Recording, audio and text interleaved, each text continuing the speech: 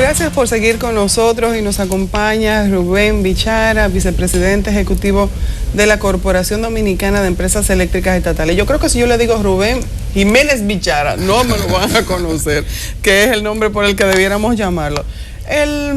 Y yo quisiera primero dar los buenos días. Agradecido de su invitación y verdad que es un honor poder compartir con ustedes. Y luego comenzar de una vez con el tema eléctrico para electrizarnos después con el tema político.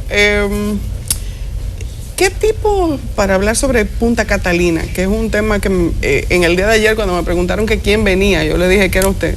Fue la primera pregunta que me hicieron y yo estaba en el norte del país. Ustedes han identificado qué tipo de protección medioambiental puede proporcionar esa planta para evitar que sea más la sal que el chivo. ¿Qué tipo de levantamiento medioambiental se hizo para poder dar una aprobación a una planta a carbón como Punta Catalina? Vamos a comenzar por ahí para responder a la gente del norte. De nuevo, reiterarles mi agradecimiento por la invitación y un honor de poder compartir con ustedes. Punta Catalina, sin lugar a dudas, que ha sido objeto de información o de desinformación. El hecho de que haya sido objeto de financiamiento internacional, como por ejemplo lo fue en diciembre de un pool de bancos italianos encabezados por el Deutsche Bank, te dice que ha logrado o que cruzaba desde el inicio todas las exigencias en términos medioambiental. Ningún equipo financiero colocaría una primera partida de $200 millones en un proyecto que tenga riesgo de poder ser, digamos, estancado o prohibido por alguna falta. Es una decisión que tiene detrás un due diligence, una revisión neta de toda la permisología, y si hoy se va al portal de Punta Catalina, se puede encontrar ahí toda la permisología, estudios de impacto medioambiental y toda la documentación necesaria. Pero además, también, bueno, hay imágenes de Punta Catalina que dan una idea de la magnitud del proyecto, pero además tenemos que considerar cuál es la energía que Catalina desplaza. Lo que Catalina desplaza es mucho más contaminante que Catalina. Entonces, por eso es que Punta Catalina se inscribe en el protocolo de Kioto. O sea, se inscribe porque lo que tú estás produciendo será menos con ella, porque va a sustituir plantas que producen más contaminación que ella. Entonces, el saldo es positivo. Y yo reitero, Catalina no ha sido una elección. El país no tenía opción. Y si alguien tiene una opción, me gustaría saberla, porque todos queremos ser parte de la solución. Y si hay una opción diferente a Catalina, que sea una solución, a mí me gustaría saberla, que tengo 3 años buscando gas, sigo buscando gas, ¿verdad? Y no hay otra fuente que permitiera salir de una emergencia de 600 megavatios que el país demanda y necesita urgentemente. ¿Y por qué mucha gente que hace recorrido cerca de la planta que se está instalando ya en Punta Catalina tiene la percepción y observa que el proyecto está prácticamente paralizado? Estuvimos en el almuerzo de la Cámara Americana del Comercio, donde el presidente Medina habló, le propuso al sector privado que coparticipara. ¿Es falta de dinero aquí o falta de dinero de préstamos que están pendientes de desembolso? Mira, nosotros hemos tenido, y lo sabíamos, este es un proyecto, yo recuerdo que cuando se aprobó el proyecto la primera vez, este proyecto surgió en el gobierno de Jorge Blanco, en 1981-82. Eran Itabo 3 y Itabo 4. Y por eso, yo fui a esa rueda de prensa. Cuando el proyecto se aprueba, Marcelo Jorge va a mi oficina y dice, yo vine a acompañarte, porque esto lo estamos empujando de hace 30 años. 30 años. Ahora, tal vez yo les diría a ustedes, ¿por qué tanto bombardeo para un proyecto que el país lo necesita? O sea, nosotros hemos tenido comisiones que han ido fuera a gestionar que los financiamientos no lleguen, que han mandado misiones, que mandan cartas, abogados todavía inventando demandas que no existen contra un proyecto. O sea, obviamente eso ha traído retrasos, ha traído dificultades. No nos negamos a lidiar con ellas. Sabíamos que iban a venir y hasta ahora hemos podido sortearlas y hemos podido seguir adelante. Tuvimos un retraso muy importante, muy impactante en diciembre. Eso obligó al proyecto a desahuciar empleados. Es un proyecto que tiene en su pico de contratación 7.500 empleos directos. Pero ya a fin de año hubo que hacer una exclusión de cerca de 1.800 por un problema del flujo que no nos llegaba. El asunto se ha ido normalizando, por lo menos a nivel de las fábricas, pues todos son equipos de primera calidad para asegurar el respeto al medio ambiente. No es igual, ustedes han visto plantas en un salón de belleza, no es igual una planta que esté en la acera, dejando la acera sucia, con combustible, tirando humo, a una planta que ustedes ni le escuchan que está ahí. Es un tema de precio y de calidad. Pero una cosa, Bichara, yo fui a la rueda de prensa donde se anunció el plan de expansión de la CDE en 1983. Y lo recuerdo, y cuando fui a Punta Catalina se lo dije a Marcelo, mira, 30 años después estamos en esto. No objeto el término ambiental porque conozco Itabo 1 y Itabo 2, que es carbón, y al lado está la finca. Pero el tema de que ha generado más escarceo en torno a Punta Catalina es, 1, el costo. 2, la financiación. Usted está hablando de un pool de banco italiano y del Deutsche Bank, que es un banco alemán, pero uno no entiende por qué embarcarse el gobierno en un proyecto que no tiene la financiación asegurada y que todavía no tiene los fondos apropiados necesarios para terminar el proyecto, como que es una prisa poco razonable. Bueno, si no lo tienen para ese, no lo tienen para ninguno. El país requiere una solución. O sea, los fondos son los fondos, para una cosa o para la otra. Y no creo que sea cierto porque hoy he invertido $1.000 millones. O sea, la realidad es la realidad. Pero no hay el financiamiento que se necesita para la terminación y usted mismo lo dijo, eso no lo dije yo. Pero el proyecto está ahí y va adelante y está en tiempo. O sea, lo importante es lo real. Hay dificultades, las ha habido. Van a ir buscando préstamos conforme vaya avanzando el proyecto, más o menos eso es. Yo te diría que haremos todo lo que se necesite para asegurar que el proyecto se dé porque el país lo demanda, lo necesita. Es o lo hacemos o no lo hacemos. ¿Y qué respuesta ha habido del sector privado con la solicitud, la extensión de la invitación a participar? Es importante señalar algo, o sea, nosotros cuando la información en el mundo ha dejado de ser un privilegio, o sea, si algo ha impactado a la sociedad y al ser humano es el derecho a la información. Por eso hoy nosotros, que pertenecemos a una generación, ya no somos ni siquiera los ídolos de nuestros hijos. Los ídolos de ellos, cualquiera que esté en la red, que le saben la vida, entre nosotros saben mucho menos todavía. O sea, la información está ahí. ¿Qué cuesta una planta? Es lo que yo diga. O Altagracia. No, está a disposición de todo el mundo. Y las plantas, según su calidad, su capacidad y su origen, tienen un nivel de precios. Es una información internacional. Hay organismos que te dicen cuánto cuesta una planta y qué tipo de planta tiene tal o cual precio por megavatio. Entonces, cuando el gobierno se embarca en un proyecto así, ¿a quién es que busca para evaluar? Al Banco Nacional de París, un organismo especializado en costos de evaluación de plantas. Ellos son los que evalúan y dicen la razonabilidad de los precios. Pero también buscamos a una empresa norteamericana. Y ellos son los que evalúan los costes y buscamos 3 empresas más y todas coinciden. Entonces, yo no puedo tapar la verdad. La verdad es que los precios están ahí y Catalina se marca en un costo privilegiado. Por eso tiene su financiamiento. ¿Quién es que se opone a Punta Catalina? La oposición política liderada por el PRM está de acuerdo. Aquí lo han expresado los voceros del PRM en esa área. ¿Quién es que se opone? ¿Quién es que manda enviados internacionales? ¿A quién le hace daño Punta Catalina que usted se siente tan agredido?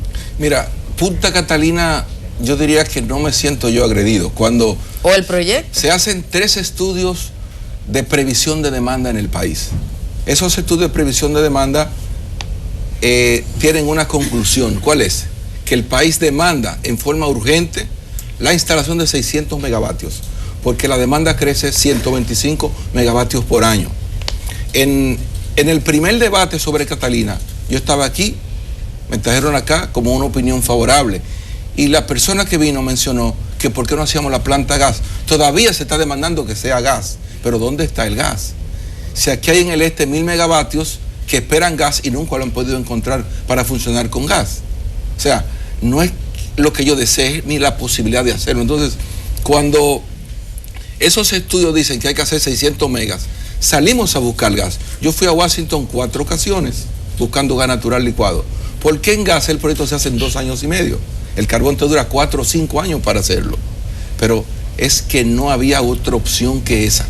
Entonces, Con el caso de la oposición a la planta, Catalina desplaza una gran parte del megavatio que hoy se produce. ¿Con diésel? Con diésel, porque necesita una producción. Primero, ahora mismo estamos a un costo que es bueno, pero no hay una garantía de que eso se mantenga. Porque la contratación del gas, ¿por qué buscamos tanto el gas? Tú lo puedes contratar a 20 años. Te da un precio que puede variar en un 10%, pero el 90% es fijo. 85-90% el costo es fijo en su composición. En el caso del carbón, tú puedes lograr un contrato de 5 a 6 años. En el caso del combustible del fuel, tal vez 3 o 4, no más. Entonces, tú buscas estabilidad de precio y garantía de base a esos combustibles. Pero básicamente eso es lo que motorizó el tema de Catalina. Hay un tema ahí, y es el aspecto económico de la construcción de la planta.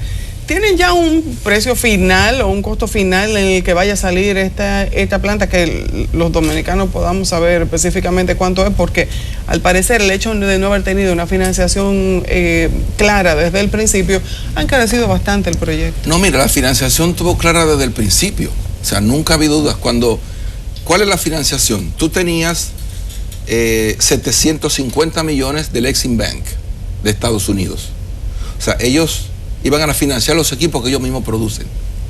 Porque claro, lo que hacen los países es, mi país produce tal y cual equipos, mi banco te lo financia, para asegurarse los proveedores de ese equipo y que sus empresas vendan. ¿Qué dicen los italianos? Nosotros somos los fuertes en la parte técnica. Probemos 650 para los equipos adicionales que hay que fabricar. Ahí entran las empresas fuertes en calidad de equipos adicionales a la planta. El grueso estaba en la General Electric y, por ejemplo, hoy llegó al país una misión que estaba en Albany, en Nueva York, supervisando los embarques de las piezas que llegan acá y ahora a mediados de este mes. Turbinas y generadores. La primera pieza nos entran entre el 15 y el 20 de este mes. Y en diciembre llegó el Domus de la Cardera. O sea que lo fundamental y el cronograma sigue trabajando, sigue funcionando bien. Entonces, con ellos se logró ese financiamiento para esa parte. Cuando vamos a dar el discurso donde prohíbe que Estados Unidos financie plantas de carbón, ese financiamiento se cae. Pero es producto de un discurso que se dio en noviembre, después de haber sido discutida todo el tema de la planta, donde ellos en 3 ocasiones habían avalado y aprobado el financiamiento. Entonces un ciudadano común y corriente de ahí de la Ciénaga o de la Barquita o de Hoyo de Chuldín le pregunta a usted, ¿en qué lo va a beneficiar la generación de electricidad a menor costo con el carbón?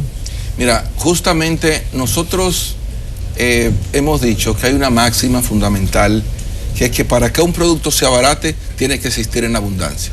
Nosotros no tenemos hoy con qué dar una energía 24 horas. Y cuando dicen que la tenemos, es como si tú me dices a mí, mira, tengo un vehículo y me quiero ir para Vallejuelo a visitar a mi tía o mi abuelo. Bueno, tú lo podrás hacer una vez al año. Pero si el vehículo está en malas condiciones, no podrás hacerlo toda la semana, ni siquiera una vez al mes. Entonces, tenemos plantas que un 24 de diciembre dicen, voy a dar servicio ininterrumpido. Va a jugar el país en un evento mundial porque hace el último juego, vamos a un servicio corrido. Pero si los haces diariamente, 24 horas al día, 7 días a la semana, te va a colapsar al tercer día el sistema. Tú necesitas plantas nuevas, de calidad, eficiente y a buen costo para mantener un servicio sin interrupción. Y en eso es que queremos avanzar. Señor Bichara, el pacto eléctrico está estancado. Aquí hemos tenido gente de los distintos sectores que participan del pacto eléctrico y todos dicen que virtualmente hay un limbo. Aún ayer había una declaración del llamado sector social, ya se pronunció el CONEP. Dice que el pacto eléctrico está en un limbo porque desde el sector público se niegan a suministrar una serie de informaciones que son vitales para que la discusión aumente. En términos objetivos, ¿cuál es el estatus o cómo ve el sector público el estatus del pacto eléctrico y qué es lo que lo tiene plantado en un lugar sin desarrollo? Mira, yo te diría que en el pacto eléctrico, primero, lo importante era unificar qué buscamos en él. El pacto eléctrico en algunos aspectos se ha politizado y eso es un elemento que Cuando entra esa parte, la razón se va a pique. La emotividad puede nublar a la razón. Entonces, si la nubla, entonces ya tú no tienes cómo hacer que la razón prevalezca y los intereses nacionales prevalezcan.